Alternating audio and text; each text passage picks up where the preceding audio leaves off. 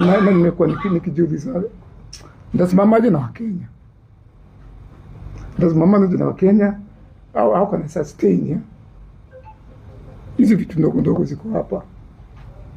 Unaget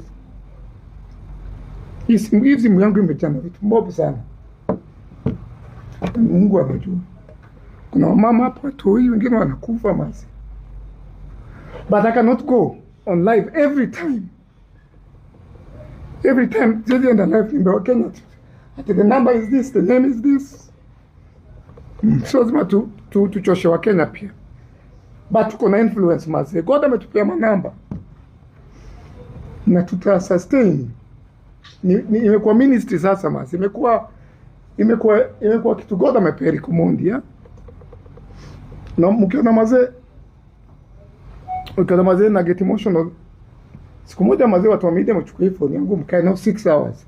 Mgo through it mazee. Wakenya walipata platform, walipata pesa wanaweza share stories zao. Walipata sisi kwa sisi imekuwa bridge.